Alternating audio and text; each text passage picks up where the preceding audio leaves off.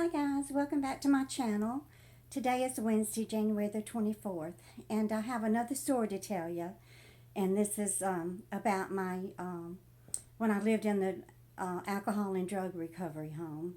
And it has to do with me and Terry and another girl that was a roommate of ours. First of all, let me say that recovery from drugs and alcohol is extremely difficult. I mean, you have got to want it in your heart 100%. You've got to want it more than anything else in the world. You've got to want to be clean. You can't do it for your family or for the drug courts or the police or anybody else. You have to want to do it for yourself, and I did. After I spent the 30 days in the rehab facility and got all the drugs out of my system, I was ready to go and get help.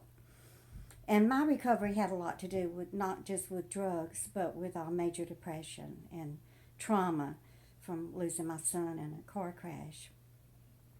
But we did have some funny things that happened when I lived in the recovery home in Pensacola. Well, I told y'all about Terry in my last video and the ordeal about us going out to eat at TGI Fridays and getting mooned. Well, Terry and I were roommates, and we had a real big room. There were 3 beds in there. And so this lady came in one day, and she would not sleep in a bed. She just insisted on she would just put a blanket on the floor and then just lay down there on the floor, and that's how she slept. And she was a crack addict. Now, 90% of the women who came into that home, they weren't there by choice. They were there because the judge had ordered them to go to drug rehab, or they were facing prison time, and they chose the drug rehab over going to prison. So a lot of them, weren't there because they wanted to get clean. They were there to stay out of jail. And there were probably about 12 or 14 of us there at one time. And we had a house mother. She was in charge of all the rules and, keeping us straight and everything. And she did the grocery shopping once a week.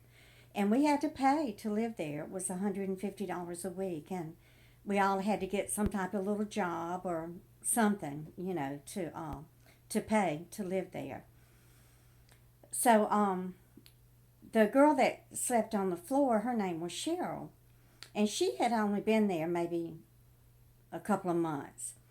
And she had brought her clothes in, and she was showing me this dress that she had bought. And it was a rose-colored dress, but it had like a lace overlay top on it, and it had like scallops on the bottom.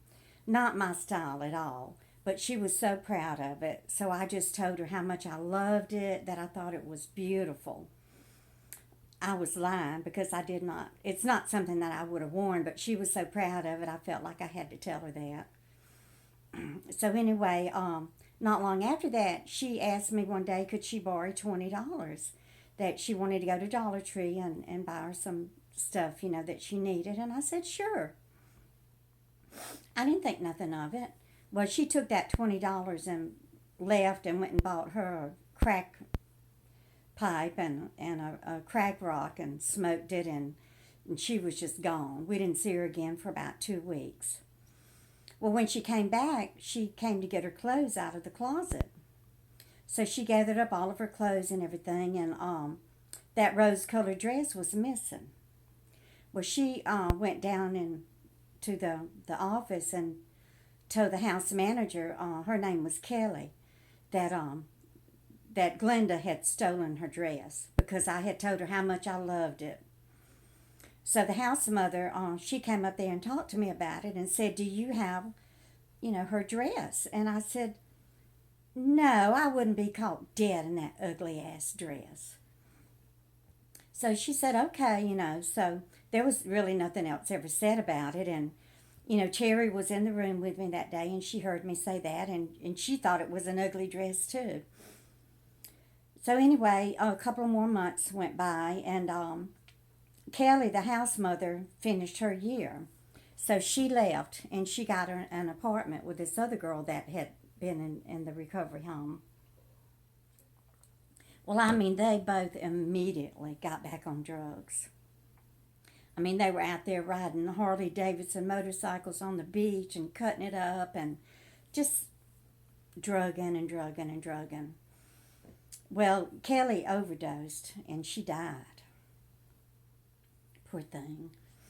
I felt sorry for her. I knew she'd get back on drugs because she had been in a real bad car crash and a lot of injuries to her shoulder and her arm, and she was in a lot of pain. So I can see why she relapsed.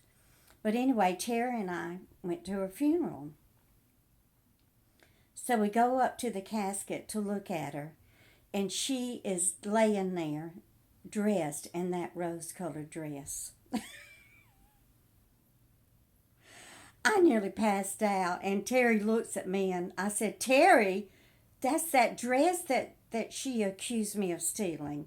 And Terry remembered what I had said, and Terry turned around and looked at me, and she said, yeah, and she got caught dead in it. So y'all just need to be careful what you say. It might come back to bite you in the butt. But this is kind of funny and sad all in one. But thanks guys for watching, and y'all keep on coming back. Bye.